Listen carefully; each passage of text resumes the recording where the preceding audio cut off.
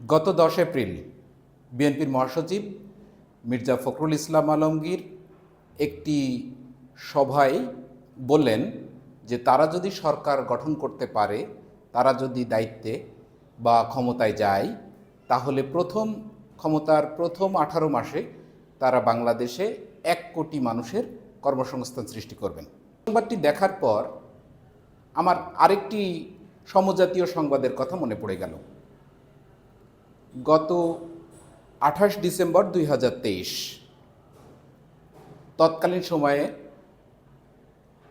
রাষ্ট্র ক্ষমতায় আসীন আওয়ামী লীগ সরকারের সাধারণ সম্পাদক উবাইদুল কাদের একটি জনসভায় তিনি বলেছিলেন যে তারা যদি পুনরায় নির্বাচিত হন তাহলে 1 কোটি মানুষের কর্মসংস্থান সৃষ্টি করবেন।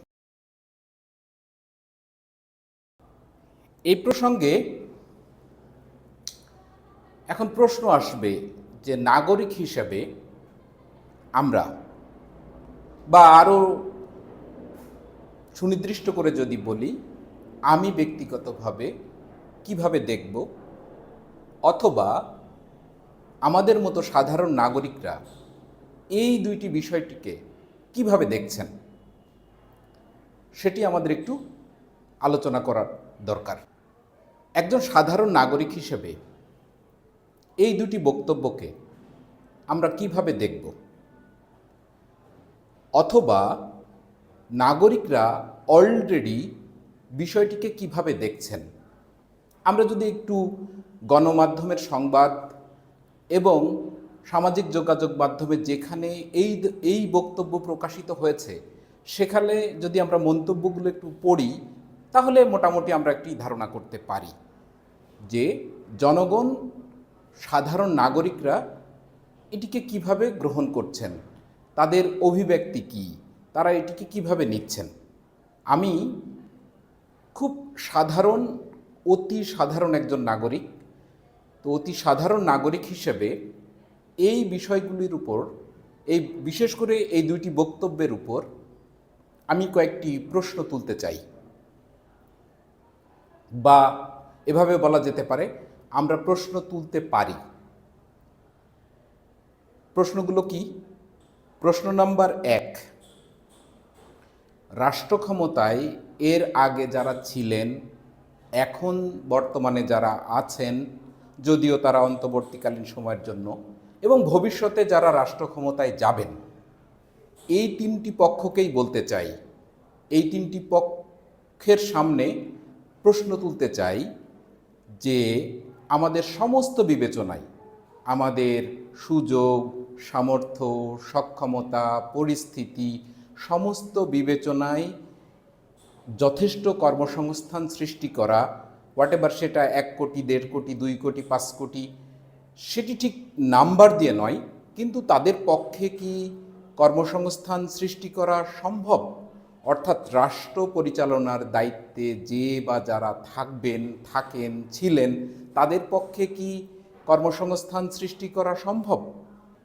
একজন সাধারণ নাগরিক হিসেবে আমি মনে করি আমার উত্তর হবে হ্যাঁ, সম্ভব, অবশ্যই সম্ভব। রাষ্ট্রযন্ত্র পরিচালনায় যারা থাকেন তারা যদি সদিচ্ছা প্রকাশ করেন, তারা যদি মনে করেন, তাহলে এই 1 কোটি, 1.5 কোটি, 2 কোটি, 5 কোটি এটি আসলে কোনো বিষয় নয়, কর্মসংস্থান সৃষ্টি করা সম্ভব। তাহলে এখন প্রশ্ন আসতে পারে, আমরা বলছি যে যদি সদিচ্ছা থাকে তাহলে সম্ভব। তাহলে প্রশ্ন, সদিচ্ছা কি আছে? উত্তর আসবে না। আমি বলবো না, সদিচ্ছা নেই। তাহলে প্রশ্ন আসতে পারে, কিসের ভিত্তিতে মনে হচ্ছে সদিচ্ছা নেই? মূলত 2টি কারণে আমরা মনে করি যে এই সদিচ্ছার কোনো প্রমাণ আমরা দেখতে পাই না। 1, অতীতে আমরা এই ধরনের অনেক প্রতিশ্রুতি আমরা দেখেছি, রাজনৈতিক প্রতিশ্রুতি আমরা দেখেছি, নির্বাচনে জয়ী হবার জন্য এই ধরনের প্রতিশ্রুতি আমরা দেখেছি, এবং তার কোনো বাস্তবায়ন আমরা দেখি না, সুনির্দিষ্ট কোনো বাস্তবায়ন আমরা দেখতে পাই না। 2, এই ধরনের প্রতিশ্রুতি দেবার পরেও, মিথ্যা প্রমাণিত হবার পরেও, কোনো উদ্যোগ না গ্রহণ করার পরেও এই সকল রাষ্ট্রযন্ত্র পরিচালনাকারী, রাজনীতিবিদ, সরকার, দল বা ভগবান বলাটাই যুক্তিযুক্ত হবে, তারা কেন পার পেয়ে যান সেটি কিন্তু একটা গুরুত্বপূর্ণ ব্যাপার। সেই 2টি কারণেই আমরা মনে করি সদিচ্ছা সম্ভব নয়। অতীতে আমরা কখনো এরকম উদাহরণ দেখিনি। দ্বিতীয়ত, আমরা যখন দেখছি এই ধরনের বক্তব্য দেওয়া হচ্ছে, সেই বক্তব্যের পিছনে কোনো যুক্তি নেই, কোনো প্রমাণ নেই, কোনো লজিক নেই, কোনো প্রেক্ষাপট নেই, কোনো বিশ্লেষণ নেই, একটা ফাঁকা আওয়াজ। 1 কোটি কর্মসংস্থান সৃষ্টি করা হবে 18 মাসে, বা 1 কোটি কর্মসংস্থান সৃষ্টি করা হবে, 2 কোটি কর্মসংস্থান সৃষ্টি করা হবে, আমাদের সরকার এটা করবেন। কেন? কারণ ভগবানদের একটা সুবিধা আছে। সুবিধাটি হচ্ছে, তাকে কিন্তু কখনো জবাবদিহিতা করতে হয় না, কারো কাছে জবাবদিহিতা করতে হয় না। ভগবানের সবচেয়ে বড় সুবিধা হচ্ছে জবাবদিহিতা করতে হয় না। জবাবদিহিতা কেন করতে হয় না? কারণ আমরা মাথামোটা জনগণ, আমরা এই ধরনের প্রতিশ্রুতিকে খুব সাধারণভাবে নিয়ে থাকি। আমরা ভেবে নেই যে রাজনীতিবিদরা এই ধরনের প্রতিশ্রুতি দিবেন এবং সেটা অবলীলায় ভঙ্গ করবেন, এবং এটা আমরা অভ্যস্ত। আমাদের এটিতে কোনো কিছু আসে যায় না, আমাদের গায়ে লাগে না, কারণ রাজনীতিবিদরাই তো মিথ্যা কথা বলবেন, এবং জনগণ হিসেবে আমরা সেটা শুনতে থাকব, এবং জনগণ হিসেবে সেটা আমরা মেনেও নিব, এবং কোনো প্রশ্ন করব না, এবং কখনোই কোনো প্রশ্ন করব না। অর্থাৎ ভগবানদেরকে প্রশ্নের মুখোমুখি হতে হয় না, তাদেরকে নাগরিকরা বয়কট করে না।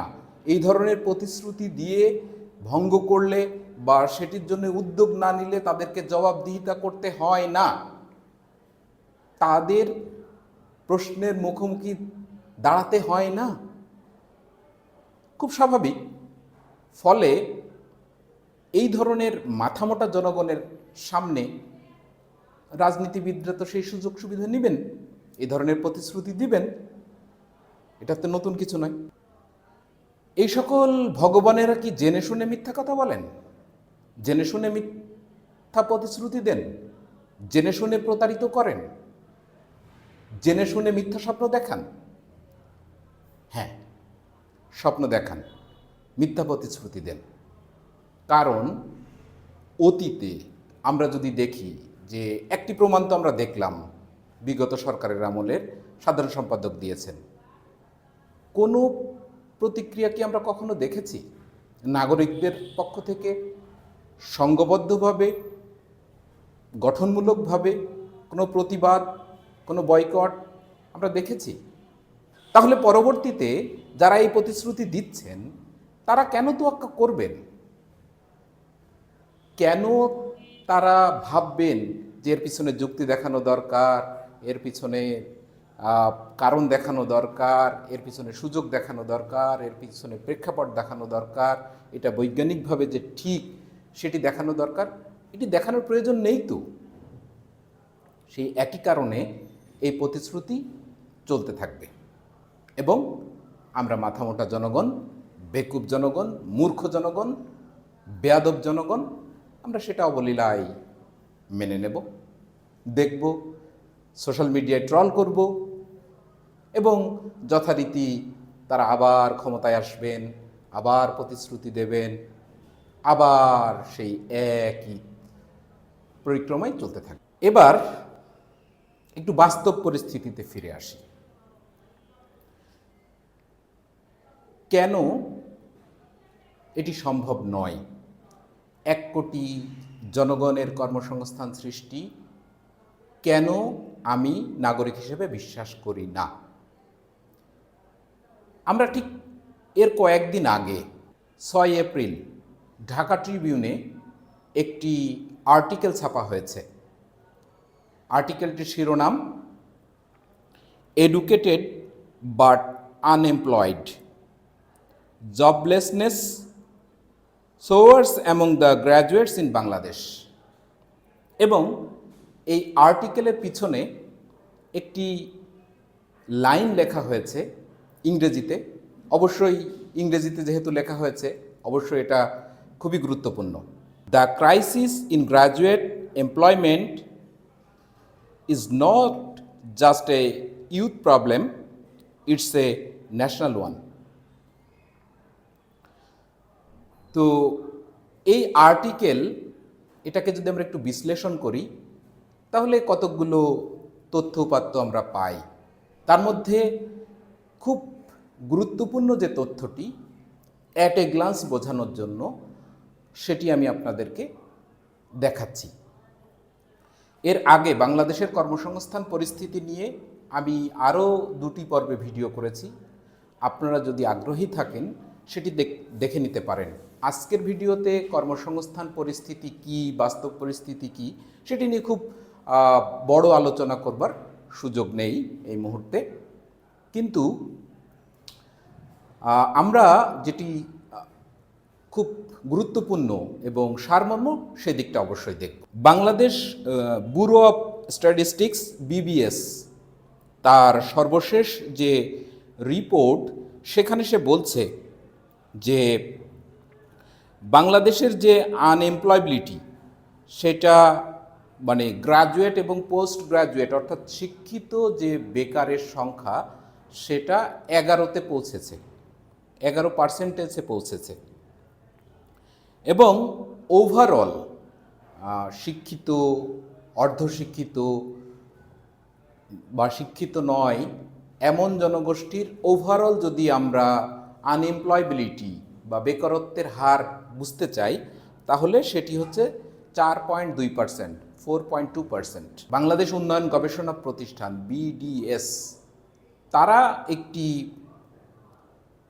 জরিপের মাধ্যমে তথ্য দিচ্ছে যে বাংলাদেশের যে পরিমাণ বেকার জনগণ তাদের 80%, বাংলাদেশের যে বেকার জনগোষ্ঠী তাদের 80%ই হচ্ছে তরুণ, কর্মক্ষম, যাদের এখন কাজ করার সময় আছে, ইচ্ছে আছে, সামর্থ্য আছে, শক্তি আছে, সমস্ত কিছু আছে, কিন্তু শুধু কাজ নেই। তাহলে এই পরিস্থিতিতে, এই বর্তমান যে পরিস্থিতি তার একটি ছোট্ট চিত্র আপনাদের সামনে উপস্থাপন করলাম।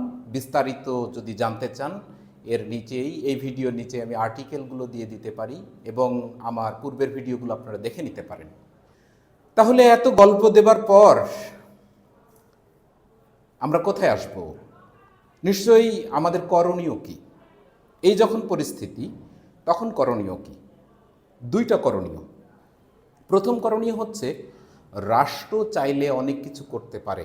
তার শিক্ষা ব্যবস্থার পরিবর্তন করতে পারে, সে যুগোপযোগী শিক্ষার প্রবর্তন করতে পারে, সে আমাদের জন্য সুযোগ সৃষ্টি করতে পারে, শিক্ষা প্রতিষ্ঠানের বাইরেও অপ্রাতিষ্ঠানিক অনেকভাবে আমাদেরকে প্রশিক্ষণ দিতে পারে, আমাদের জন্য উদ্যোক্তা হয়ে উঠবার জন্য সুযোগ সুবিধা তৈরি করে দিতে পারে। নানাবিধ কারণ আছে, হাজারটা করণীয় আছে যেগুলো সরকার চাইলে করতে পারে। কিন্তু ওই যে গত 54 বছর আমরা দেখেছি, এটা মিথ্যা বলি, সরকার আসলে কিছু করবে না।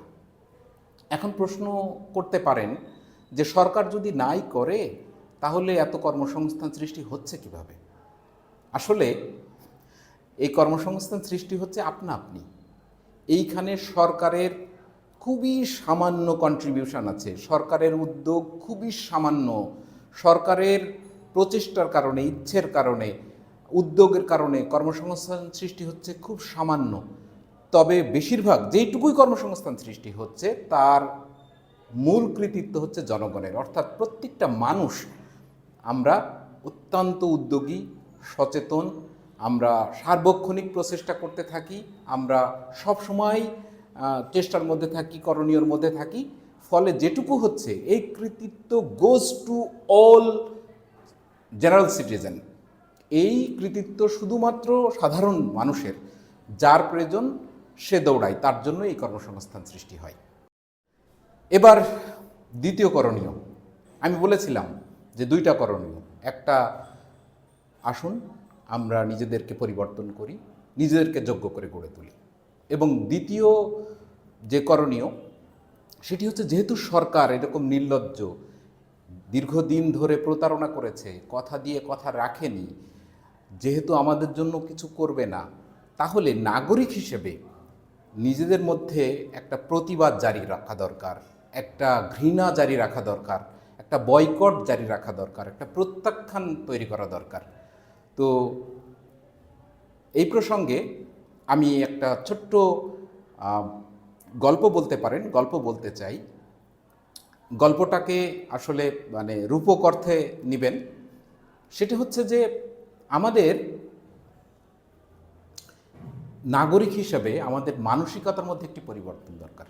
যাই হোক, গল্পটি হচ্ছে একটা এলাকায় মেথর সম্প্রদায়, আপনারা জানেন অচ্যুত, যাদেরকে আমরা তথাকথিত সোসাইটি আমরা তাদেরকে বলি অচ্যুত, যারা নিচু জাত, যারা ছোট কাজ করে।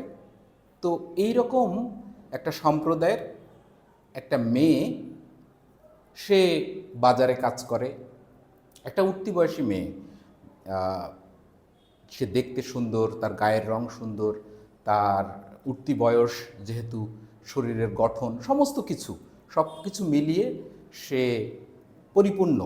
তো এরকম একটা মেয়ে, সে বাজারে কাজ করে। তো ওই বাজারের দীর্ঘদিনের একজন মহাজন, সে অন্য ধর্মের, তো সে তার কুদৃষ্টি পড়েছে ওই মেয়েটার উপর। তো মেয়েটার নাম হচ্ছে কালিদাসী। তো সে বিভিন্নভাবে কালিদাসীকে ইমপ্রেস করার চেষ্টা করে, বিভিন্নভাবে তাকে কাছে ডাকে, এটা ওটা দেবার চেষ্টা করে, হ্যাঁ, তাকে খাবার দেয়, উপহার দেয়, এটা ওটা কিনে দেয়, শাড়ি চুড়ি এরকম। তো কালিদাসী ব্যাপারটা বোঝে যে কেন এই সওদাগর বা এই ব্যবসায়ী তাকে এত খাতির যত্ন করে। তো কালিদাসী একদিন জিজ্ঞেস করছে, বাবু, যে তুমি আমাকে এত কিছু দাও, এত খাতির যত্ন করো, এটা ওটা কিনে দাও, ব্যাপারটা কি? তো সওদাগর বলছে, কালিদাসী রে কালিদাসী, তোরে আমি ভালোবাসি। তো উত্তরে কালিদাসী যেটা বলেছিল সেটি আপনাদেরকে বলবো, নাগরিক হিসেবে আমাদের আসলে কালিদাসী হওয়ার দরকার। কালিদাসী রে কালিদাসী, তোরে আমি ভালোবাসি। উত্তরে কালিদাসী বলছে, ভালোবাসো না, শুধু তাল। তো আসলে যারা আমাদেরকে প্রতিশ্রুতি দেন, যারা আমাদেরকে এতদিন প্রতিশ্রুতি দিয়েছেন, তারা আসলে সওদাগরের মতো, মুখে বলবে কালিদাসী রে কালিদাসী, তোরে আমি ভালোবাসি। আমরা যারা কালিদাসী, আমাদের বোঝা উচিত ভালোবাসে না, ভালোবাসে না, এটা আসলে শুধু তাল।